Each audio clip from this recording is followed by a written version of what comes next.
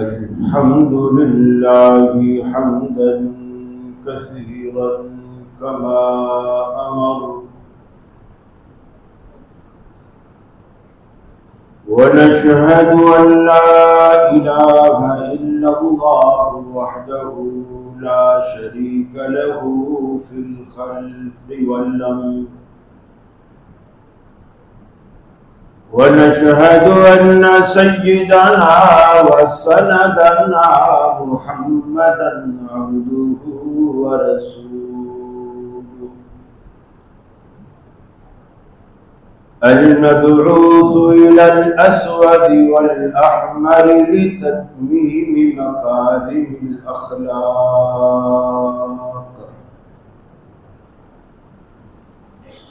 لا يخلق نبي ولا رسول بعده ولا أمة بعد أمته ولا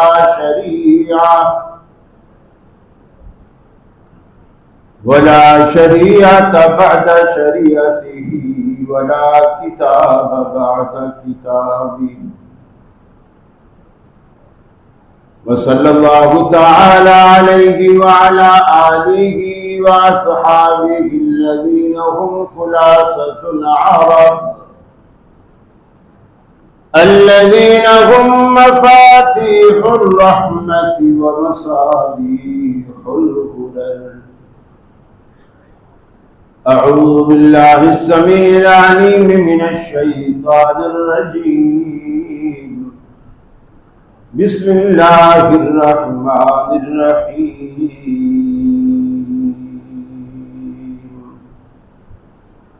الذين إن مكناهم في الأرض أقاموا الصلاة وآتوا الزكاة وأمروا بالمعروف ونهوا عن المنكر ولله عاقبة الأمور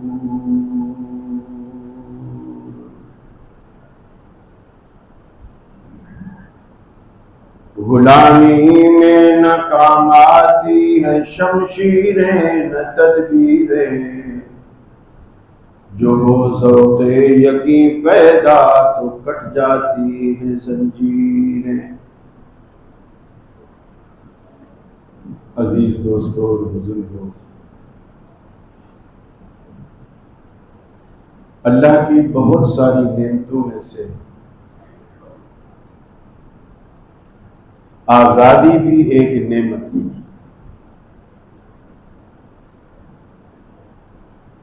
आज़ादी का मतलब ये नहीं होता कि बंदा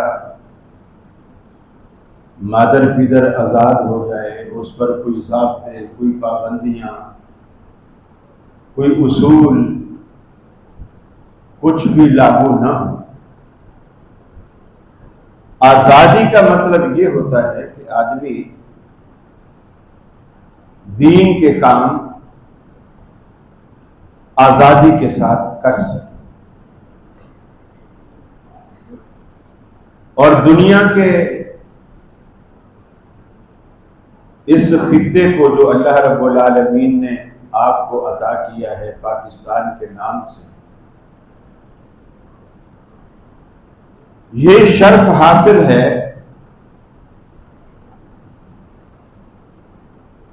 कि ये वाहिद वो मुल्क है जो अकीदा तौहीद की बुनियाद पर कैम। उस वक्त क्या बरेलवी, क्या देवबंदी, क्या अहले हदीस, गोया गैर मुस्लिमों के अलावा मुसलमानों के जितने मसालिक और जितने तबकात थे वो सारे एक ही नारा लगाते थे कि पाकिस्तान का मतलब क्या, ला इलाहा इल्लल्लाह।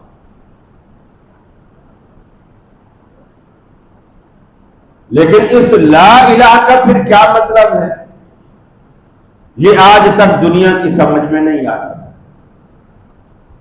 पाकिस्तान का मतलब तो समझ आ गया कि वो ला इलाहा इल्लल्लाह है, लेकिन ला इलाहा इल्लल्लाह का क्या मतलब है ये आज तक दुनिया की समझ में नहीं है।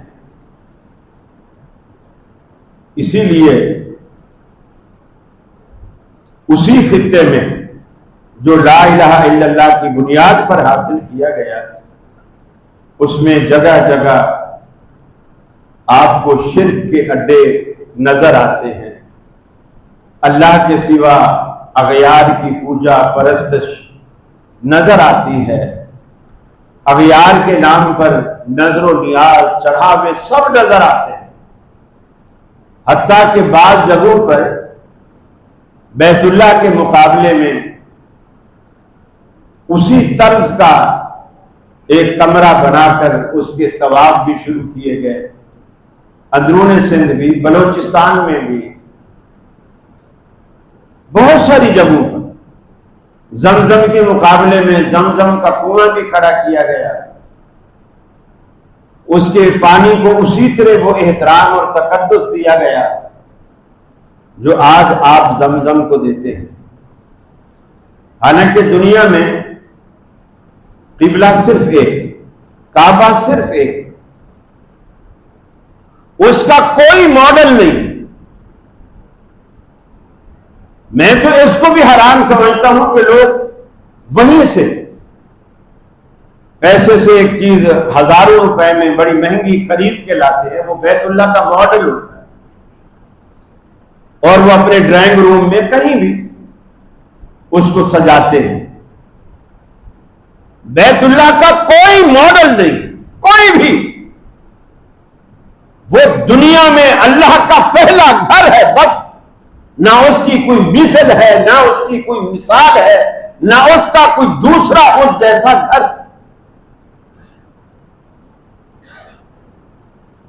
इसी से फिर बुत परस्ती का रिवाज भी शुरू होता है। उस वक्त मुसलमानों का एक जज्बा था जो काबिल दीद था, जिसे आप 14 अगस्त 1947 के नाम से याद करते हैं। ट्रेनों की ट्रेनें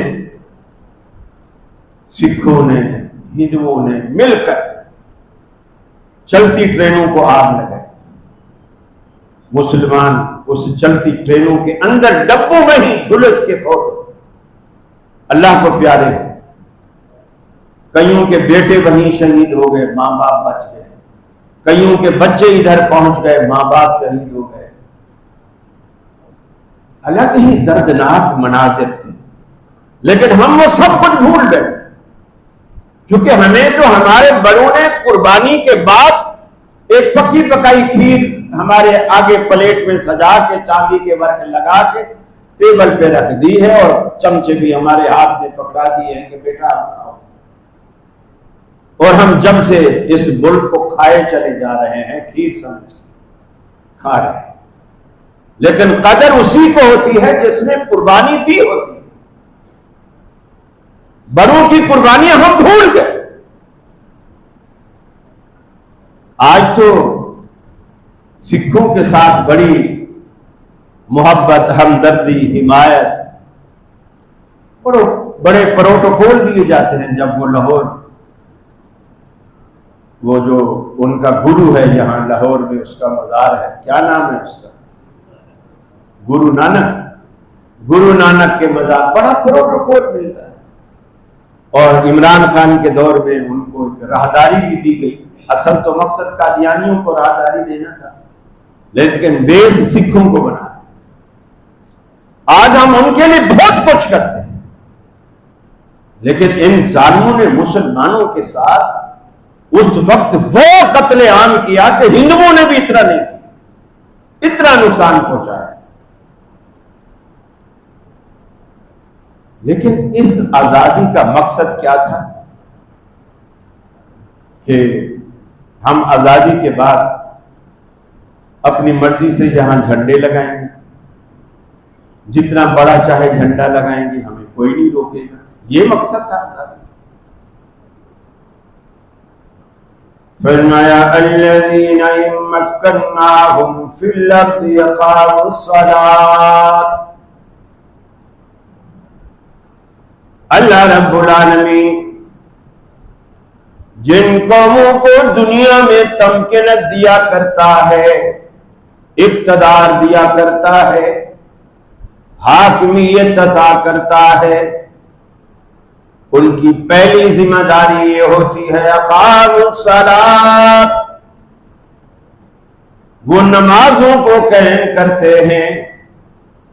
हत्ता कि अल्लाह के रसूल सल्लल्लाहु अलैहि वसल्लम भी जब कभी हिजरत करके तशरीफ ले जाते कहीं भी, रास्ते में जहां जहां कयाम करते, एक दिन रुकना पड़ता, 2 दिन रुकना पड़ता, छोटी सी मस्जिद की बुनियाद डालते।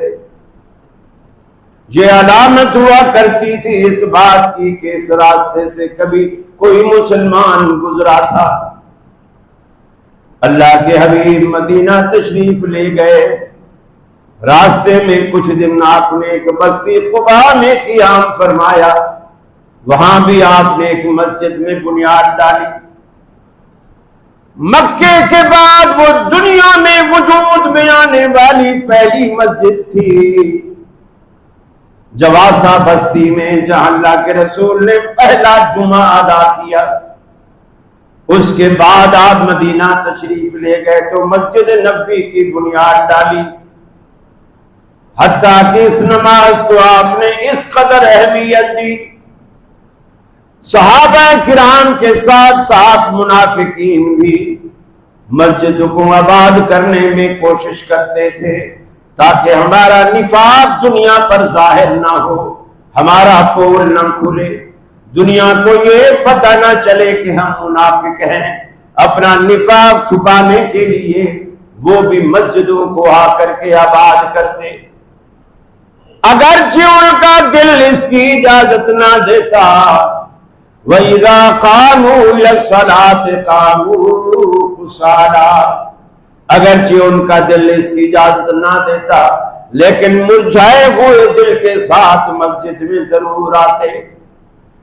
अल्लाह ने जब रसूल अकरम को बता दिया कि फुला फुला लोग मुनाफिक हैं, सैयदना फारूक आज़म रज़ियल्लाहु ताला अन्हु ने फरमाया, अल्लाह के रसूल, अल्लाह ने बता दिया कि ये मुनाफिक है, आप मुझे उनके नाम बताइए, फिर उमर को इजाजत दीजिए। उमर की तलवार उनका काम तमाम करेगी। आपने फरमाया नहीं, क्योंकि ये अभी नमाज पढ़ते हैं, अगर मैं इनको कत्ल कराऊंगा लोग कहेंगे कि अजीब नबी है, अजीब पैगंबर आया है, अपने मानने वालों को, नमाज पढ़ने वालों को कत्ल करवा रहा है, लोग इसका बुरा असर लेंगे।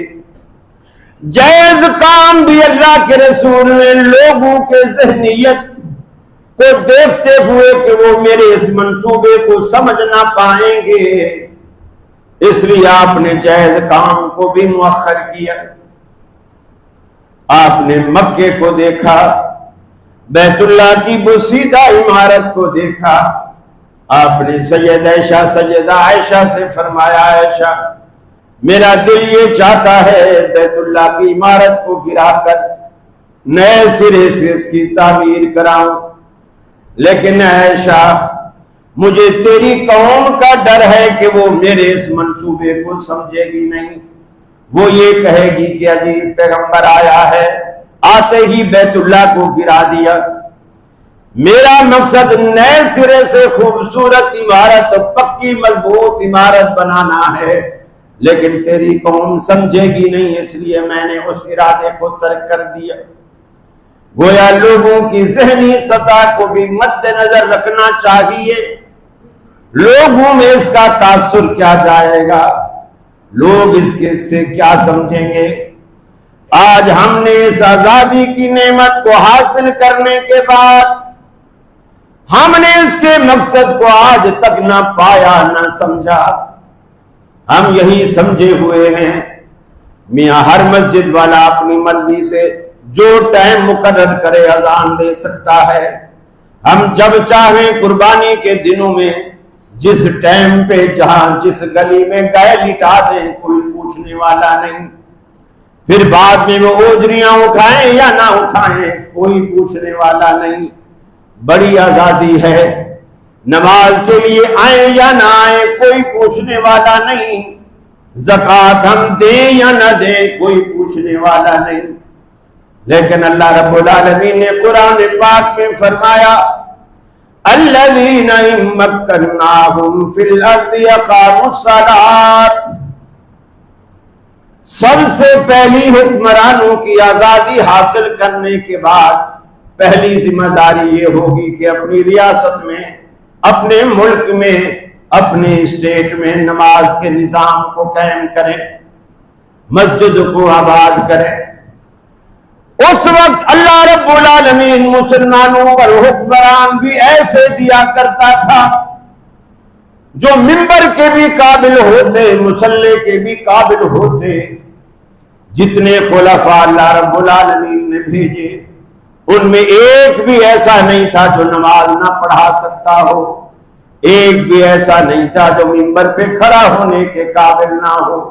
सब मिंबर पे खड़े। हत्ता कि आज यजीद को लोग लानते करते हैं ना, वो भी नमाज अपने दौरे इक़्तिदार में नमाज भी वही पढ़ाता था, मिंबर पे खुद पढ़ नहीं देते। वो इस काबिल होते थे, उनके पास इल्म भी होता था, उनके पास अमल भी होता था, और लोग भी सुनते थे, समझते थे। आज हमारे हुक्मरान में आज कौन ऐसा है जिसको उसी की पार्टी वाले भी कहें मेरा जनाजा ये पढ़ाए? कौन ऐसा हुक्मरान? मैं दूसरों की बात नहीं कर रहा, उसी की पार्टी वाला ये ख्वाहिश करे, वसीयत करके जाए कि पीपल पार्टी वाला वसीयत करके जाए कि मैं जब मरूं तो मेरा जनाजा बिलावल पढ़ाए।